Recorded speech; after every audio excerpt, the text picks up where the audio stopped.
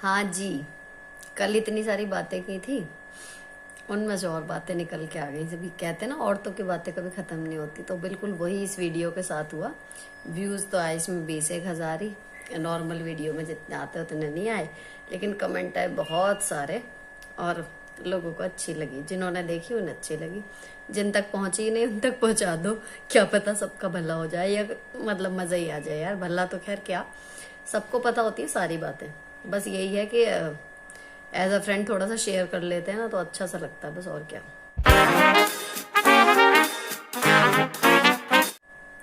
अब जो उसमें कमेंट आए, कुछ एक के तो ऐसे थे जिनके मैंने टेक्स्ट में रिप्लाई कर दिए। अगेन कुछ एक ऐसे आए जिनमें मतलब बातें करनी जरूरी थी।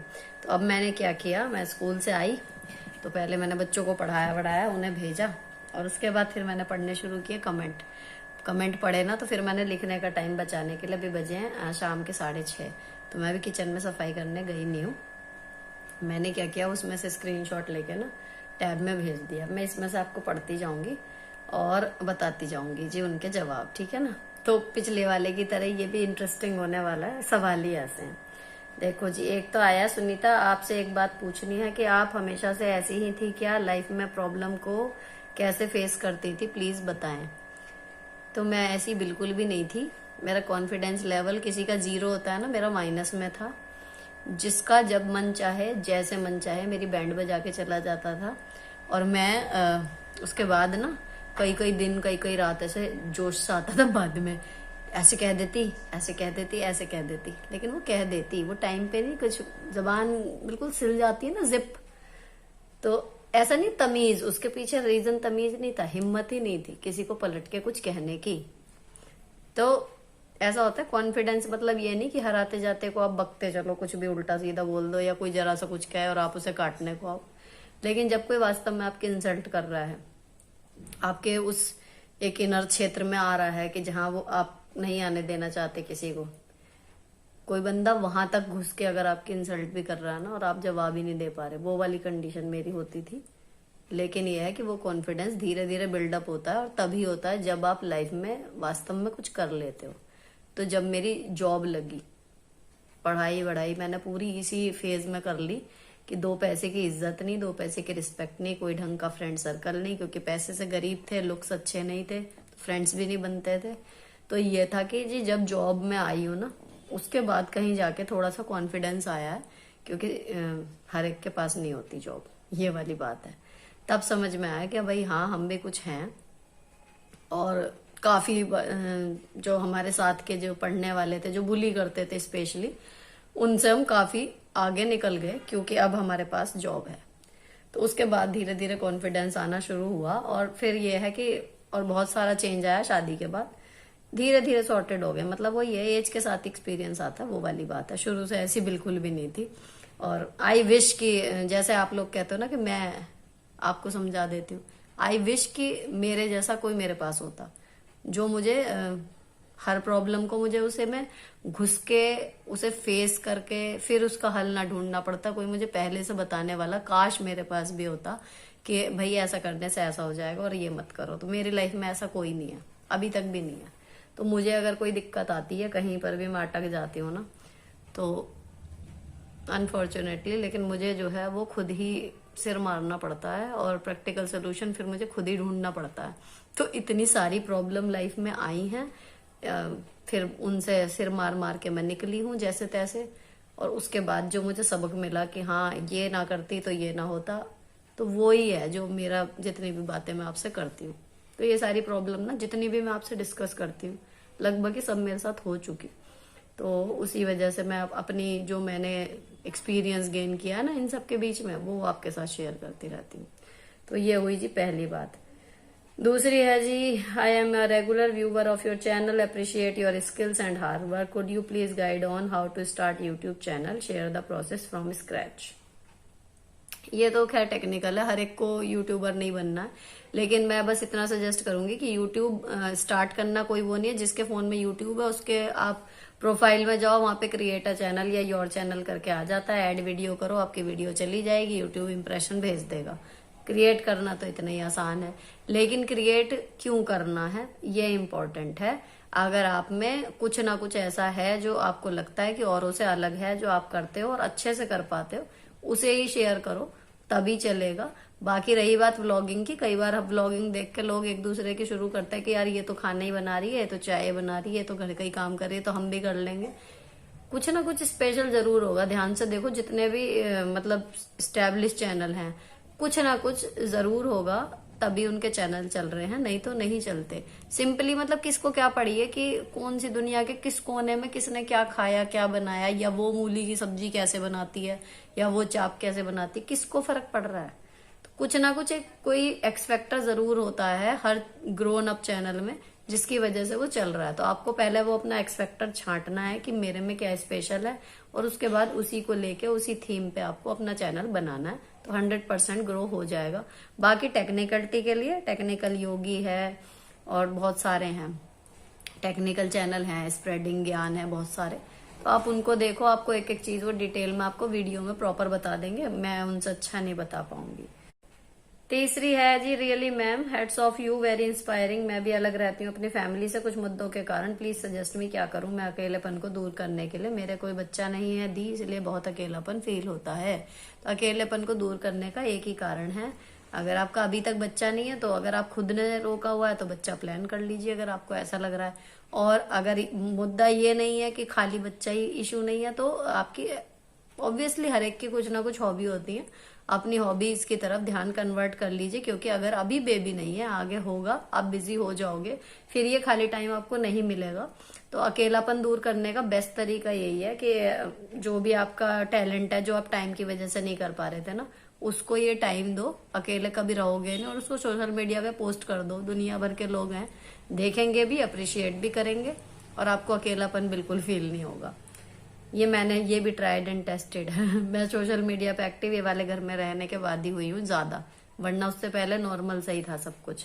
लेकिन यहाँ अकेली थी ना, तो मैंने यही किया था कि जो जो मैं बनाती रहती थी चीजें, कपड़े सिलती थी, कुछ भी बनाती थी ना, उसको पोस्ट करती रहती थी। तो मतलब ये था कि 60-70 जने ऐसे थे जिनको मेरा डेली का कुछ ना कुछ कि मैं क्या कर रही हूँ वो दिख जाता था, तो नहीं होता था फिर अकेलापन फील। मुझे भी ये दिक्कत आई थी, तो होपफुली आपके लिए भी ये चीज काम कर जाएगी। अब है जी, मुझे मेंटली सपोर्ट चाहिए, कोई नहीं, कोई अच्छा फ्रेंड नहीं, कोई रिलेटिव नहीं, सब सेल्फिश हैं, होके चलते हैं, ऐसा कुछ लिखा है। सेम चीज है, क्यों किसी से खुशी की उम्मीद करनी है। अपनी खुशी अपने हाथ में रखिए। अकेले हैं, मेन जो आपकी लाइफ है वो आपके पति, आपके बच्चे, इनसे जुड़ी हुई है। यहाँ पर अपना रिलेशन अच्छा मेंटेन रख के करिए, कैसे भी करके। और बाकी किसी से कोई उम्मीद मत रखो। आप अपनी लाइफ में खुश रहोगे, सफल रहोगे, तो 4 रिश्तेदार, फ्रेंड सब आ जाएंगे, कोई नहीं दिक्कत है। लेकिन अगर आप अपनी लाइफ में सक्सीड नहीं कर पा रहे ना, और बस बैठे हो मूड लिए हुए, या फिर सपोर्ट चाहिए ये लिए हुए, तो कोई आपको सपोर्ट नहीं करने वाला। क्योंकि हर कोई अपनी लाइफ में बिजी है, गलती नहीं है किसी की। हर कोई अपनी लाइफ में इतना बिजी है कि वो चाहे भी ना तो किसी को कदम कदम पे सपोर्ट नहीं कर सकता। तो खुद ऐसे बनो कि आप दूसरे को सपोर्ट कर दो। इस चीज पे मेहनत करना शुरू करो, किसी के सपोर्ट की जरूरत नहीं पड़ेगी, आप अपने लिए खुद ही काफी हो जाओगे। तो ये हुआ जी इसका। अच्छा जी, मैम बीपी की प्रॉब्लम हो तो कैसे मैनेज करें, ये आ गया जी। कहना चाहिए हेल्थ रिलेटेड। तो हेल्थ के लिए बीपी और साइटिका, ये 2 मुझे इस वाले वीडियो में कवर करने हैं, इसको एंड में लेते हैं। हेलो दी, आपने बहुत अच्छे सजेस्ट किया। मेरे साथ भी बहुत बुरा होता है ससुराल में, सास ससुर की वजह से मैं घर के काम के साथ साथ स्टिचिंग भी करती हूँ डेली, फिर भी कोई कदर नहीं करता और बहुत माइंड अपसेट रहता है। फैमिली से अलग भी नहीं रह सकते क्योंकि मैं अकेली बहू हूँ। तो एक आया है, दूसरा उसी का कि सेम रिप, मतलब सेम हियर, ये भी आया है। तो ये बहुत सारे लोगों के साथ दिक्कत है। मेरे भी रिश्तेदारी में मेरी कई 1-2 रानी जेठानी ऐसी हैं जो अकेली बहू हैं, और सास ससुर के साथ मतलब क्या कि सास ससुर उनके हिसाब के नहीं है, या ये कह लो सास ससुर से पूछोगे तो वो कहेंगे बहू उनके हिसाब की नहीं है। तो उसमें क्या होता है कि जी आप छोड़ तो सकते नहीं उनको, क्योंकि आप ओनली चाइल्ड हो। तो आप खुद सोचो, जब आपको पता है नहीं छोड़ सकते तो क्या ही करोगे, उनके साथ जीना सीख लो। एक ऐसा ही कमेंट आया था कि देवर के साथ रहते हैं, छोड़ नहीं सकते उसको, अकेला बहुत परेशान करता है। तो जब आप खुद ही कह रहे हो नहीं छोड़ सकते, तो वो तो ऑप्शन ही नहीं है ना छोड़ने का, अलग रहने का। तो जब रहना ही है साथ में, तो जीना सीख लो उसके साथ। थोड़ा बहुत कोशिश करो चेंज करने की, हो जाए। आपकी किस्मत अच्छी नहीं होती तो हर एक रिश्ते का एक एंड होता है। जैसे सास ससुर हैं भाई, जब तक हैं तब तक तो है ही ना। तो ऐसा नहीं है कि ये चीजें परमानेंट है, देवर है, जब तक शादी नहीं हो रही ये सब चीजें चलती हैं। तो जब आपको पता है छोड़ नहीं सकते तो फिर एडजस्ट होना सीख लो। मतलब ये है कि या तो उस प्रॉब्लम का कोई हल ढूंढ लो या फिर उस चीज को फिर छोड़ देना चाहिए। अगला आता है आपके ओन हेयर कट, फ्रंट और बैक जो यू शेप वाला है वो आप कैसे करते हो, नेक्स्ट वीडियो में जरूर दिखाएं। अब नेक्स्ट वीडियो में कैसे दिखाऊं, देखो ये अभी कटे हैं, शादी में काटे थे, तो अभी तो ये 3-4 महीने नहीं कटेंगे। जब मुझे लगेगा कि यहाँ तक के हो जाते हैं मैं तब काटती हूँ। तो जब काटूंगी अब तो तभी दिखा पाऊंगी। तो मैं अभी ये कैसे दिखाऊं। और पीछे के जो कटवाती हूँ यू शेप के, वो मैंने अपनी एक फ्रेंड को सिखाया हुआ है, वो मैं खुद नहीं काटती, और मेरे हस्बैंड को सिखाया हुआ है, तो उनसे मैं कटिंग करवाती हूँ। और वो भी हर महीने नहीं होती, जब लगता है नीचे से बहुत ज्यादा खराब हो रहे हैं तब मैं करवाती हूँ। या फिर बैठने में दबने लगते हैं, परेशानी होती है, कई बार टूटते हैं, या फिर तब करवाती हूँ। लेकिन अब उतने ही लंबे हो रहे हैं, लेकिन इस टाइम टूट नहीं रहे, तो अभी काफी लंबे हो रहे हैं, मैं नहीं कटवा रही। तो जब जरूरत लगती है तो मेरे हस्बैंड नीचे से वही वाली शेप उनको समझा दिया, वो कटिंग कर देते हैं, या मेरी एक फ्रेंड है उससे करवा लेती हूँ। और बाकी ये जब काटूंगी अब तब दिखाऊंगी। लेकिन अगर आपको जल्दी देखना है तो एक हरिद्वार ट्रिप पे हम गए हैं, जब मेरे चैनल की स्टार्टिंग के वीडियो में देखना, पैकिंग की एक वीडियो है, उसमें हेयर कट बताया है, तो उसमें समझ में आ जाएगा। ये हुआ जी इसका। अब एक ये और कमेंट है यार, मुझे जब से मैंने पढ़ा ना तब से मेरे को लग रहा था, मतलब इनसे बात करूं, कि इनके मन में 30 साल पहले की बातें जो पिंच हुई हैं घूमती रहती हैं। डिप्रेशन की मेडिसिन 15 साल से खा रही हैं ये, और मेडिसिन से दिमाग सुन्न हो जाता है, खुद को भी जैसे भूल गई हूँ, नॉर्मल लाइफ भी नहीं जी पा रही हूँ, हाउस वाइफ हूँ, जितना ज्यादा एजुकेटेड नहीं हूँ, काम तो बिल्कुल मन नहीं करता, लगता है दुनिया आगे निकल गई और मैं पुराने जमाने की हूँ, लोगों के बारे में सोचती रहती हूँ, प्लीज कोई टिप दे। देखो सुन के लग रहा है ना कितना बुरा सा इनके लिए। लेकिन बस यार आपके लिए मैं यही कहना चाहूंगी, पता नहीं आप मेरे से बड़े होंगे या छोटे हैं, क्या है, बराबर के हो, लेकिन 30 साल बहुत लंबा टाइम होता है। ऐसी क्या ही बात थी यार कि आप 30 साल और आप अपने आप, मतलब आपने अपनी लाइफ ही स्पॉइल कर ली किसी की बात के पीछे। कोई भी इतना इम्पोर्टेंट नहीं होता, कोई भी, मतलब I swear on this word कि कोई भी इतना इम्पोर्टेंट नहीं है कि जिसकी वजह से आप अपनी लाइफ के 30 साल खराब कर दो। डिप्रेशन की मतलब गोलियां खा के शरीर और दिमाग अपना बेकार कर लिया, आपकी लाइफ पीछे रह गई। आप खुद कह रहे हो, दैट्स इट। कुछ भी इतना इम्पोर्टेंट नहीं है। 30 साल पहले उन्होंने क्या ही कह दिया होगा, कितना ही बुरा कह दिया होगा यार। 30 साल बहुत लंबा टाइम होता है, बहुत लंबा। बाहर आ जाओ उस चीज से। और अगर वो बंदा जिसने ये बोला है उसको याद भी है तो भी वो आपको देख रहा होगा कि हाँ भाई देखो मैंने इसको ये बोला था इतने साल पहले, देखा अभी तक लाइफ खराब हुई पड़ी है इसकी। और अगर उसको याद ही नहीं है तो और ही बुरा है कि उसको पता तक नहीं और आपने अपनी लाइफ स्पॉइल कर ली। दोनों ही सूरतों में बाहर आ जाओ इस चीज से।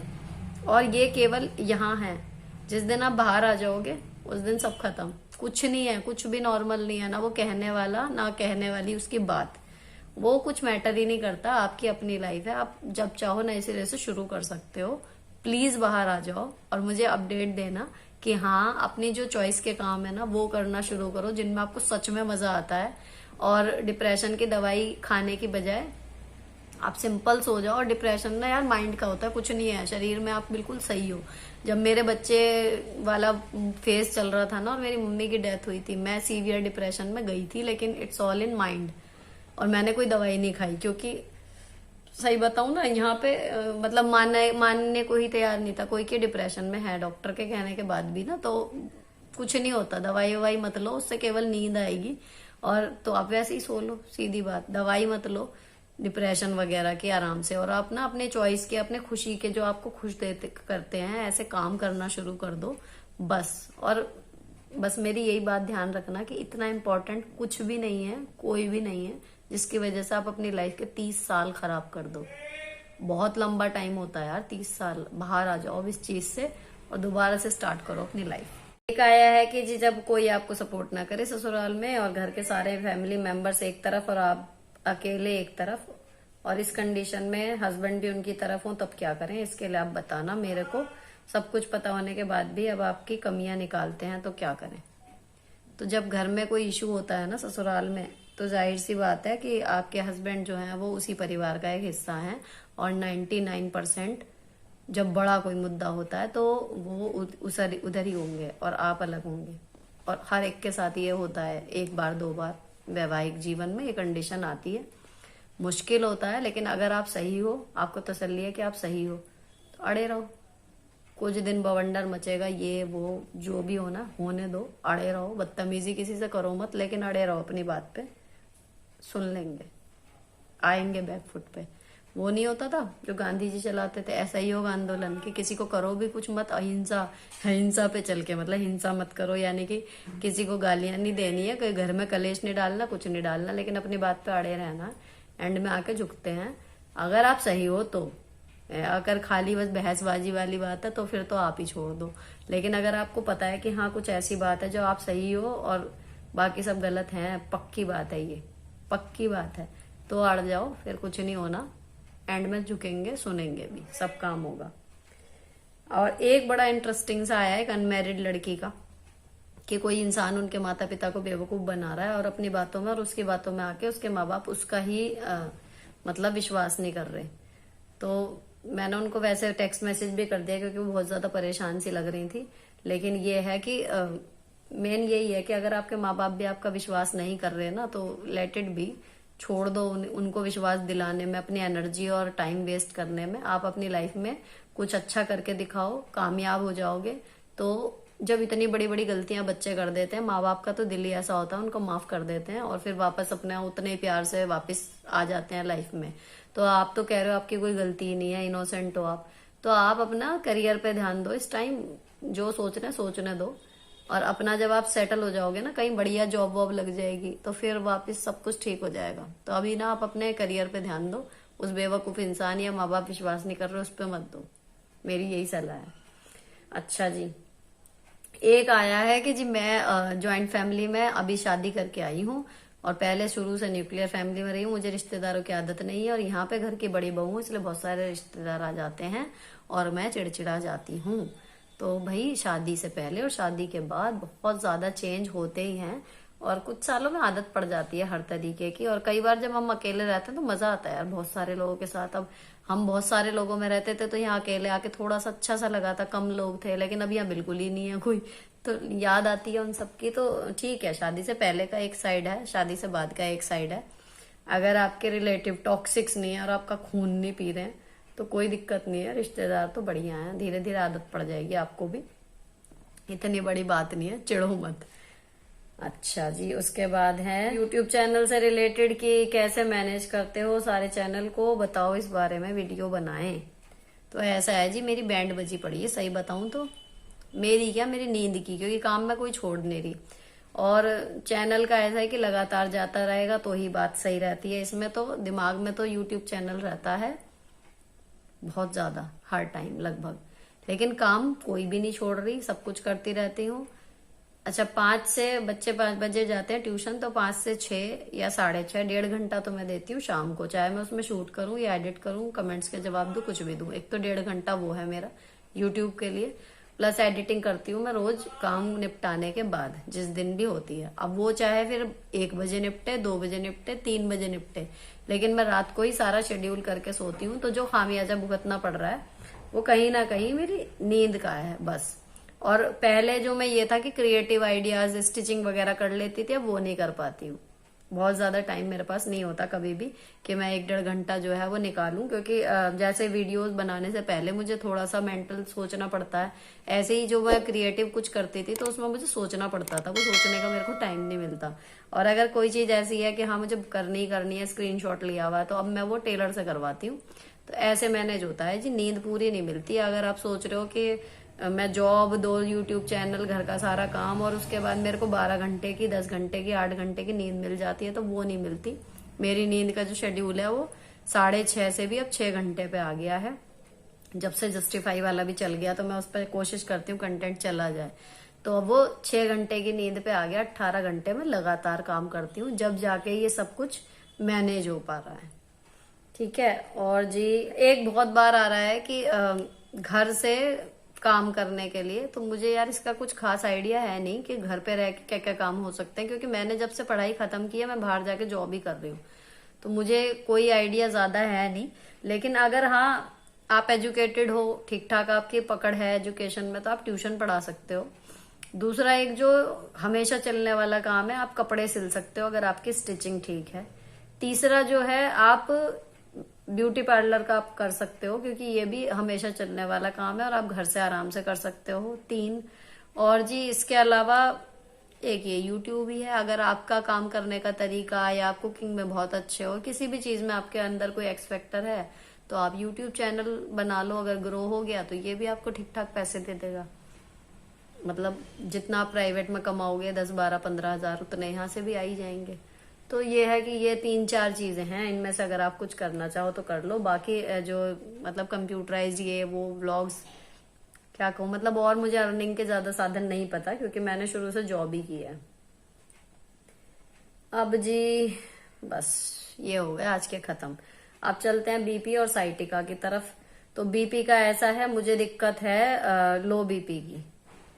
तो लो बीपी में ना मतलब मैंने क्या किया था, जब स्टार्टिंग में ये चीज डायग्नोस हुई थी कि लो बीपी है, तो लो बीपी की मैंने कुछ दिन तो खाई दवाइयां। मैं ना दवाई सारी चीजों की लगभग खाती हूँ, होम्योपैथिक की। एलोपैथिक में तो मैं बिल्कुल एंड टाइम पे जाती हूँ, जब बिल्कुल दम निकलने को हो जाए, लगे कि अब हो ही नहीं रहा होम्योपैथिक से, तब। तो बीपी की मैंने खाई दवाई होम्योपैथिक की, और उन्होंने बोला था कि ये चलेगी 3, 4 महीने। तो मैंने 3, 4 महीने दवाई खाई। अब मैं कोई दवाई नहीं खा रही हूँ, और जो कंट्रोल करने का हिसाब किताब है, एक तो ना बीपी मॉनिटर आप अपने पास रखो, अगर आपको वैसे समझ में नहीं आ रहा आपका बीपी लो या हाई है या कैसे। मेरी क्या पहचान है कि मतलब हल्के हल्के ना सिर, लो बीपी में तो सिर चक्कर से आने लगते हैं कि नींद ज्यादा आ रही है, नींद ज्यादा आ रही है, तो समझ में आ जाता है कि बीपी लो हो रहा है। थकान होने लगती है तब समझ में आ जाता है बीपी लो हो रहा है। तो उससे बचने का जुगाड़ ये है कि आप एक तो लंबे टाइम तक भूखे मत रहो, कुछ कुछ देर बाद थोड़ा थोड़ा खाते रहो, हाई एनर्जी फूड खाओ। दूसरी चीज, अपना हीमोग्लोबिन लेवल मेंटेन करने के लिए बहुत जरूरी है। तो अब जैसे सर्दियां हैं, सेब चलेगा, अंजीर आप खा सकते हो, पिंड खजूर आप खा सकते हो। ये कुछ चीजें सर्दियों में, गुड़ आप खाओ। ये चीजें ना मतलब आपका जो हीमोग्लोबिन लेवल है वो मेंटेन रखेंगी, तो उससे भी बीपी में बहुत ज्यादा फर्क पड़ता है। तो एक बार जब डाउन हो गया, उस दौरान मेरा एक्सीडेंट भी हो गया, और जब ही टूटी थी मेरी पसलियां, मुझे प्रॉपर चक्कर आ रहे थे और मैं स्कूटी लेके चली गई थी।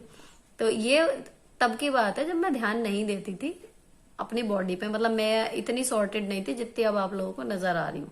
तो ये था कि पहले ये घर बनाया था, टेंशन में थे, सब कुछ था, और घर संभालने का एक जुनून सा था, अपने ऊपर ध्यान नहीं था।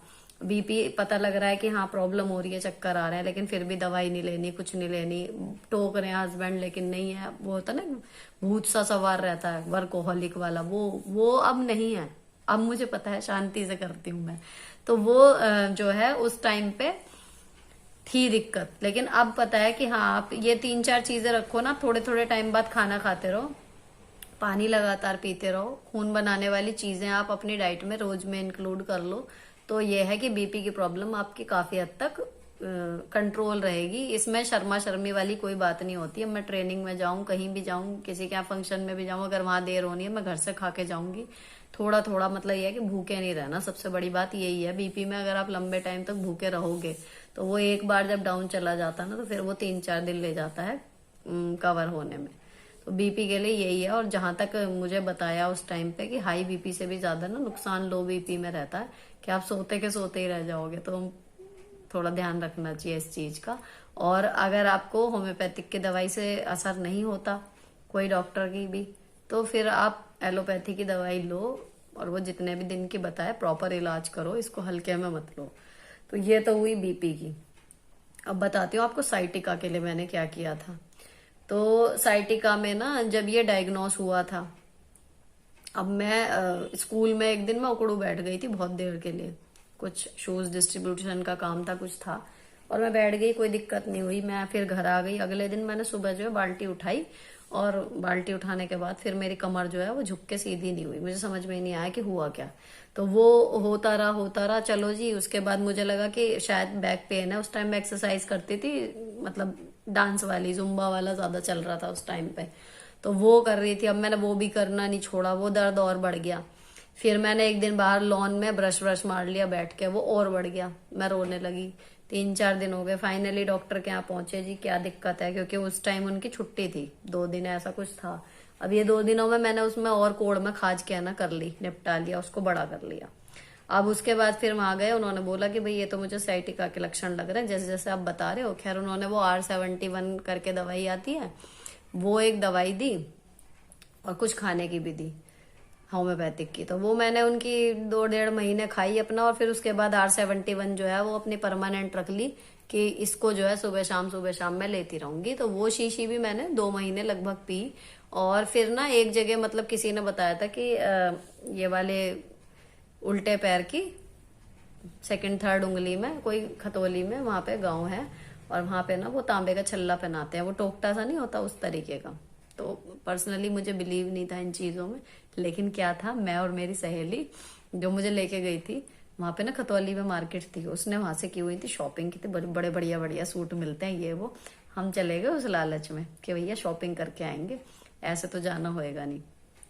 खैर वो छल्ला डलवा लिया हमने, और उसके बाद शॉपिंग कर ली और वापस आ गए। वो छल्ला मैं अभी भी पहनती हूँ, पड़ा हुआ है पैर में। तो एक तो मैंने वो डलवाया, और जो सबसे बड़ी बात है, उन्होंने बोला था इस छल्ले को छूना नहीं, ढीला हो कैड़ा हो अपने आप घूमे कुछ हो, तुम्हें नहीं इसकी सेटिंग बिगाड़नी है। एक बार उन्होंने बता दिया कि भाई ऐसे ऐसे जैसे भी है कंफर्टेबल है, चुभ चुभ तो नहीं रहा, ठीक है। वो मैंने छल्ला पहन रखा है अभी तक, और 2 मैंने शीशी पी R71 वाली। और जी उसके बाद जो मेन काम करते हैं वो करती है प्रिकॉशन। अब जो मुझे प्रिकॉशन लेनी है वो ये है कि उकड़ू बैठ के मुझे कोई फोर्स लगाने वाला काम नहीं करना। तो जहां मैं कपड़े धोती हूँ, हाथ से रगड़ती हूँ, वहां पे मैंने छोटी वाली पिढ़ाई रख रखी है। पोछा लगाती थी तो उसके लिए फिर मॉप आ गया। अब भी ये है कि मेरा बिल्कुल छूट ना जाए, घुटनों के लिए भी वर्जिश जरूरी है, तो बिल्कुल उकड़ू बैठने की आदत छूट ना जाए, तो मैं बीच बीच में बैठ जाती हूँ उकड़ू। खाना बैठ के ही खाती हूँ यहाँ पर नीचे जमीन में। लेकिन यह है कि मतलब उकड़ू बैठ के, और आपको फोर्स नहीं लगानी है, कोई किसी भी चीज में ताकत नहीं लगानी है, उकड़ू बैठ के। उससे वो दर्द एकदम बढ़ेगा, मतलब मेरा अभी भी बढ़ जाएगा अगर मैं ये चीज कर लूं तो केवल मैंने ये पोस्चर छोड़ दिया कि या तो उकड़ू बैठना ही नहीं है, और उकड़ू बैठना भी है तो कोई फोर्स वाला काम नहीं करना। उससे साइटिका मेरा कंट्रोल में आ गया। अब कभी एक्सर्शन हो जाता है, बहुत ज्यादा काम कर लेती हूँ तो थोड़ा बहुत वो नॉर्मल बैक पेन होता है, वो नहीं होता कि मैं पकड़ के बैठी गई और उसके बाद मेरे से उठा नहीं जा रहा, वो चीज टच वुड अब बिल्कुल भी नहीं है। अब मैं ना कोई दवाई खा रही हूँ, केवल मैं अपना प्रिकॉशन ले रही हूँ बैठने उठने का। और जी वो छल्ला मैंने अभी तक पहना हुआ है। उस छल्ले का भी है, आप कहाँ खतौली में जाके ढूंढते फिरोगे, सिंपली हम लोग बिछुए पहनते हैं। तो वो ना आप अगर एक बिछुआ पहनते हो आप 2 पहन लो, ये है। तो 2 नहीं 3 एक्चुअली, नहीं 2 बीच वाली फिंगर में पहना हुआ है, 2-2 बिछुए पहन लो, मतलब 2 इस पैर में 2 इस पैर में, तो वहीं पर वो नस है वो दबती रहेगी अपने आप ही, आप पहन लो उसको। अगर कई लोग एक पहन लेते हैं ना कि बहुत साल हो गए शादी के तो एक, मैंने भी एक ही पहना हुआ है। तो वो पहले तो मैं 3-3 पहनती थी पूरे पूरे। तो अब ये है कि वो छल्ला मैंने पहन लिया है। अगर आप वो छल्ला नहीं भी पहनो ना तांबे का, तो आप अपने दोनों बिछुए पहन लो निकाल के, मे भी उससे काम हो जाएगा। और सबसे बड़ा यही ध्यान रखना है कि उकड़ू बैठ के आपको फोर्स नहीं लगानी, तो आपका साइटिका भी कंट्रोल में आ जाएगा। और R71 वाली वो दवाई जो है वो अपने पास रखो, जब लगे बढ़ रहा है तो सुबह शाम उसको जैसे भी वो बताएंगे डॉक्टर वो पीनी स्टार्ट कर दो, उससे भी बहुत जल्दी मतलब आराम लग जाता है। तो ये है जी साइटिका और मेरे बीपी का इलाज जो मैंने बनाया हुआ है। ठीक है, अच्छा मैंने ये प्लान किया है कि मैं जो है मतलब बातें करने में आपको भी मजा आ रहा है और मुझे भी अच्छा लग रहा है कि मैं सबकी बातें जवाब दे पा रही हूँ। तो उसमें यह है, मैंने सोचा है कि मैं एक दिन ब्लॉग डाल दिया करूंगी, और उस 48 घंटे में जितने भी क्वेश्चन आए करेंगे, अगर उनमें कोई ऐसा है जिसका मैं लिख के जवाब नहीं दे सकती, तो एक दिन ब्लॉग इस तरीके का आया करेगा जिसमें हम बातें करेंगे, और एक दिन ब्लॉग ऐसा आएगा जिसमें हम जो हमारे रूटीन है वो शेयर करूंगी। तो अगर आपको अच्छा लगेगा देख लेगा ना, तो व्यूज से पता लग जाएगा मुझे कि पसंद आ रहा है नहीं आ रहा, तो फिर इस चीज को हम कंटिन्यू कर सकते हैं। ये है जी। चलो जी, आज का वीडियो यहीं पर खत्म करते हैं। और अच्छा लगा हो तो सब्सक्राइब किए बिना मत जाना। और जो मेरे already live life easy family के मेंबर्स हैं, जो मतलब एक बहुत ही ज्यादा ओवरवेलमिंग कमेंट जो करते हैं, जिनको मैं मतलब सोचती हूँ कि वो सच में मुझे बहुत मानते हैं, ऐसे लगभग जो 16-17 हजार लोग हैं, 16-17 हजार ऐसे लोग हैं, उनसे मैं रिक्वेस्ट करना चाह रही थी कि जो पहले भी मैंने बोला था कि हाँ जी आप अपने किसी दोस्त को सब्सक्राइब करवा दो या कुछ और, लेकिन उसको मैंने जैसे ही पोस्ट में डाला उसमें ऐसे ऐसे मैसेज 2-3 लोग निकल के आए कि जी हम आपसे कहें आप हमें प्रमोट कर दो, आप हमारी कम्युनिटी पे अपनी पोस्ट डाल दो, ये वो कर दो, आप करोगे। एक बात बताओ, सबके यूट्यूब चैनल है इतने सारे लोगों के, अगर मान लो मैं बैठ भी जाऊं और मैंने सबको सब्सक्राइब कर दिया, मैं ना तो किसी के वीडियो देख पाऊंगी, पहली बात वॉच टाइम इंपॉर्टेंट होता है, और कर भी दिया तो आपका कितना बढ़ेगा, एक एक, उससे क्या ही फर्क पड़ जाएगा।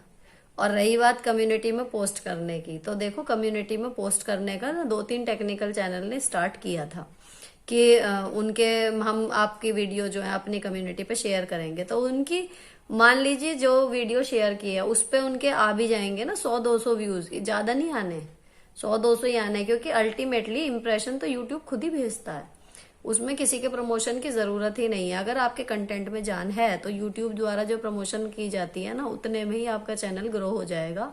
और अगर आपके कंटेंट में ही जान नहीं है, वॉइस कहीं जा रही है या पिक्चर क्वालिटी ऐसी है या कुछ भी है या कुछ उसमें स्पेशल है ही नहीं, कंटेंट ऐसा है, तो कितना भी आप उसको ऐड दे के प्रमोट करवा लो, कुछ करवा लो, वो एक लिमिट तक जाएगा और उसके बाद रुक जाएगा। मेन बात यही है कि आपके कंटेंट में अगर जान है तो आपको किसी के सपोर्ट की जरूरत नहीं है। ईश्वर करे मेरे साथ जितने भी यूट्यूबर जुड़े हुए हैं ना, सब एक साथ ग्रो हो जाएं, सबके चैनल चलें तो बढ़िया लगेगा। उसमें हम लोग कोई किसी एक दूसरे के वो काट तो रहे नहीं, जो व्यूवर इधर देख रहा है वो उधर भी देख लेगा, तो कोई कंपटीशन नहीं है यहाँ पे, सब लोग एक ही लेवल पे हैं। तो उसमें मैंने ये बोला था कि हाँ भाई एक बंदे को आप अपने घर से या कहीं से भी इसमें बढ़वा दो तो हमारे न्यू ईयर से पहले 1 लाख हो जाएंगे। लेकिन वहां पर ना वही हुआ कि जैसे रेगुलर में दोस्ती होती है ना कि भाई जब तक हमारा खाली दोस्ती चल रही है तो बहुत बढ़िया दोस्ती चल रही है, लेकिन जिस दिन दोस्त ने कोई काम बता दिया उस दिन दोस्ती खराब हो गई, दोस्त भी खराब हो गया। तो वही यहाँ पे हुआ, मैं कह के बड़ा पछताई कि हाँ भैया एक सब्सक्राइबर एक एक, एक सबको करवा दो, ये वो मेरा बढ़ जाएगा, 1 लाख हो जाएगा। एक मन था कि हाँ न्यू ईयर से पहले हो जाएगा। एज अ फ्रेंड है तो मैं थोड़ा सा ये है कि मुझे जो लगा मैंने आपको बता दिया। बाकी फिलहाल ये जो वीडियो जिस आपको अच्छी लगी हो, किसी वजह से हेल्पफुल लगी हो, तो आप चैनल को सब्सक्राइब किए बिना मत जाना। मिलती हूँ आपसे नेक्स्ट वीडियो में, till then bye bye, stay beautiful always.